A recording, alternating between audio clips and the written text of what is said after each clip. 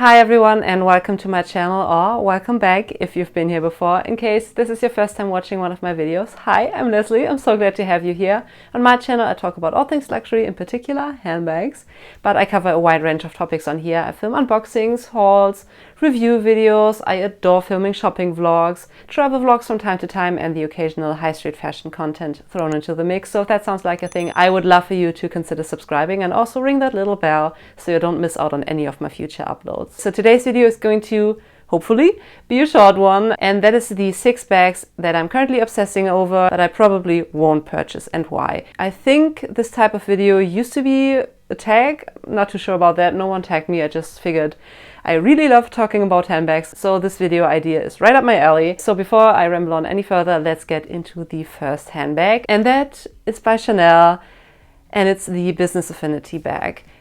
This bag is just so adorable, and I've lost track of the amount of times that I've gone into the boutique to try this bag on. It comes in 2 or 3 different sizes. The smallest size I think is a little too tiny for my liking. The medium size would probably be the one I would go for if I was to go for the Business Affinity.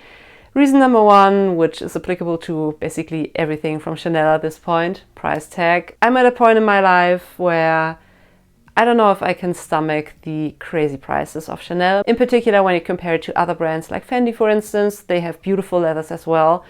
And when you compare the Chanel price tags with the current Chanel quality, I think there's kind of a mismatch there, and it has been for quite a while actually. And realistically, I don't know if a bag that costs like 5,000 euros, for instance, I'm not too sure about the exact prices of the Business Affinity currently, but let's just say 5K. I don't know if a bag at that price point gives me way more enjoyment, or like double the enjoyment of a bag that costs like 2.5, for instance. And I think for the most part, maybe excluding Hermes bags, I'd much rather purchase 2 handbags that cost like 2.5 each than 1 handbag from Chanel that costs 5K, and chances are the quality isn't the best. Plus, another factor, like specifically for the Business Affinity, I've heard from multiple people that the construction and the balancing, like weight balancing of the bag, isn't the best. So if you sit it on the table, chances are like 9 times out of 10 it's going to flop over. That's just a no-go for me, especially because like on the front there's the turn lock closure, so hardware, and with a bag that's constantly like falling on its face, it's basically inevitable that the closure, like the CC closure, gets scratched up. So that's bag number 1. The Business Affinity is so adorable, has a little top handle but also a crossbody or like over the shoulder strap. Beautiful bag, but price point and like construction issues, I guess, will eventually be, and I'm pretty sure about that, the reason that I'm not going to actually purchase a Business Affinity for myself, although the bag is really pretty. Next off is a bag from Louis Vuitton, which may come as a surprise because I haven't purchased a handbag from Louis Vuitton in ages. But the bag that I've been lusting over ever since it came out, and looking back, I should have just purchased it there and then, because since then, as with everything, the price has gone up significantly, and it's since surpassed the 3,000 euro mark, which kind of is a magical threshold for me, and everything above that must be like super, super, super special. It's the Pont. When it released, I think in 2020, around that time, there was a huge influencer marketing campaign. And initially, like before the marketing campaign like really took off, I was in love with the bag. It's a leather bag, by the way, and I would go for it in the black leather if I was to go for it.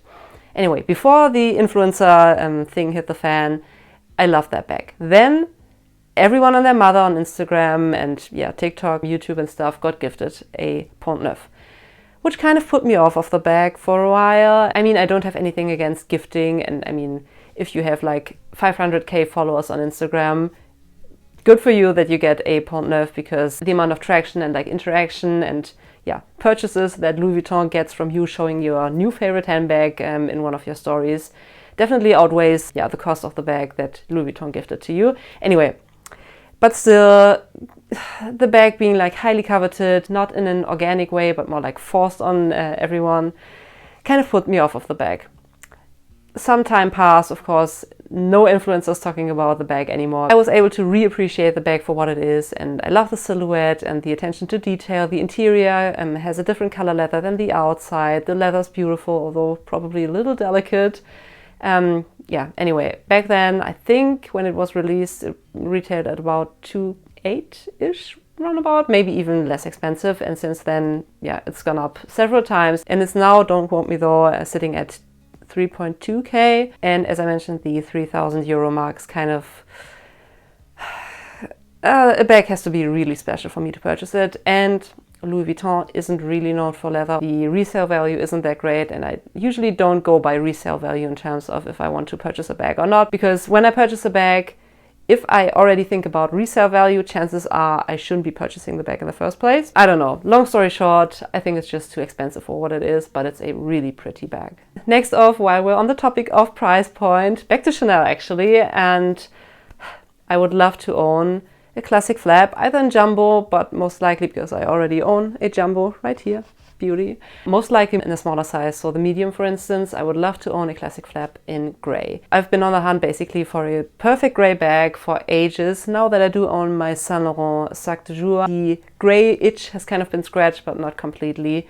I would probably go for a bit of a lighter color grey, but classic flaps are way too expensive. Like insanity. The amounts of like really aggressive price increases over the last couple of years have really put me off of buying any more classic flaps. I mean, don't get me wrong, if money was no object, I would love to own multiple classic flaps, but not at that price point. So a Chanel classic flap medium in a beautiful like soft gray color will forever be on my lust list, but unless I'm winning the lottery, there's no way that it will actually find its way into my collection.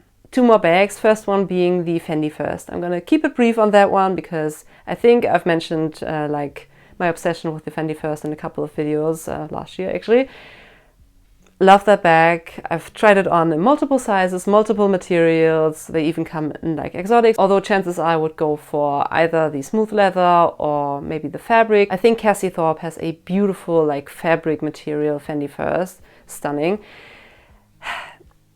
The leather is pretty soft, like the standard Fendi First leather, and I'm a little scared of like getting scratches in there. But yeah, other than that, love the style, love the like, yeah, pretty unique shape actually. This like angular opening and yeah, attention to detail. You can like twist the loops to attach a crossbody strap on there. And I think when it first launched, a lot of people were like, okay, it's a pretty trendy bag. If you want to purchase it, do it now. And then you can sell it like 2 years down the line when it's no longer in style. I think the Fendi First definitely still is in style and probably will stay in style or like on trend for years to come. And even if that's not the case, if you purchase a bag because you truly love the bag and the aesthetic that it gives and the vibe and yeah, the versatility, and who cares if it's on style or on trend anymore. That's my philosophy, I guess, at least. Yeah, I can't really tell you why I haven't purchased it yet.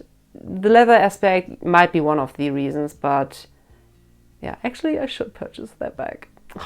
Alright, I realized that I wanted to cover 6 bags in this video, so now we have 2 more to go, starting with a brand that is very under the radar and very underrated and underrepresented on social media. I think Mel in Melbourne owns one or like a couple bags from that brand, and she talked about it in a couple of videos, but the brand that I'm talking about is Moynat, and the bag that I'm lusting after in particular is called the Gabrielle bag.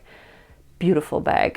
Bit of a backstory on Moynat. They are even older than Louis Vuitton and Goya, a couple of years older actually, and they also started as a trunk maker. But whereas Louis Vuitton skyrocketed in terms of like popularity and stuff, Moynat I think kind of almost went under in like the 1970s, and I think they only just had their like resurgence in 2001-ish. Anyway, long story short, very under the radar, and I think they only have a couple of boutiques scattered throughout the world. Of course, they have a boutique in Paris, and they used to have a standalone boutique in New York City on the Upper East Side, but sadly they closed down a couple of years ago. But they have a pretty sizable Moynat concession inside Saks Fifth Avenue. So while I was in New York last year, I finally had the chance to look at Moynat bags up close and personal, and I mean, they do have a wide range of bag styles, and they also have their own like monogram, which I'm not a fan of, to be honest, but their leather bags, in particular, as I mentioned, the Gabrielle bag is absolutely stunning. The thing is,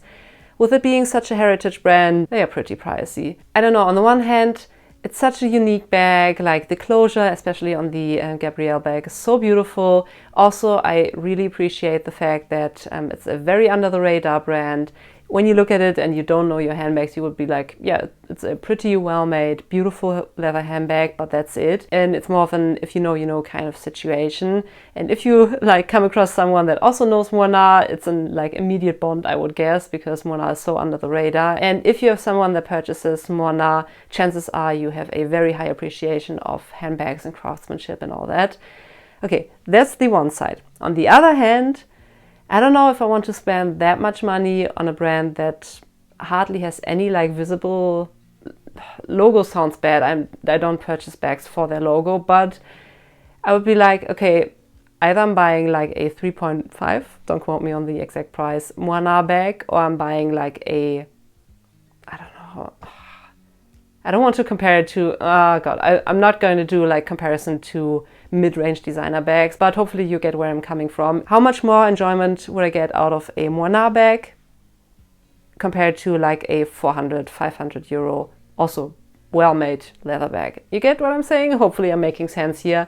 I would love to own a Moynat Gabrielle, but I don't think I'm fully at a point where I would be like, I don't care that I would be able to get a similar look for way less. I'm gonna go for the Moynat bag regardless. Hope that makes sense. Anyway, if you own Moynat bags, definitely share your experience and your thoughts, how it's been holding up for you, wear and tear and all that in the comments below. I would love to hear your experience. And the last bag on my, I don't want to call it wish list, more of a lust after, but probably one purchase list, is the Celine Triomphe bag. Love the design, the simplicity, like the straight lines, the gold Triomphe logo as a closure where you have to push like the sides and then it opens up. Beautiful, like very, I mean, it does have a visible logo, but it's not like a CC or like a Louis Vuitton monogram canvas, for example, where you'll be like, okay, yeah, that's definitely a Chanel, a Louis Vuitton bag. Celine is still kind of under the radar, although of course over the last couple of years, also thanks to the Triomphe bag, let's face it, they have gained a lot more popularity. So on the one hand, I love the Celine Triomphe bag, but it feels like everyone and their mother has it. On Instagram, of course, like in real life, I hardly see anyone walk around with that bag, but Instagram and YouTube, especially like depending on which kind of content you consume, similar to the situation with the Louis Vuitton Pont when it first released and everyone on Instagram got the bag gifted and stuff. I don't know about gifting with Celine. It's more so that because the Triomphe bag is such a beautiful bag, a lot of people decided to purchase it. And for my personal taste, I think I've just seen the bag on so many people, which of course like speaks for the bag. But yeah, I feel like it's nothing special anymore, if that makes sense. Let me know what your stance on the Celine Triomphe bag is. Beautiful bag, no question about it, but a little too overly saturated on Instagram, if you ask me.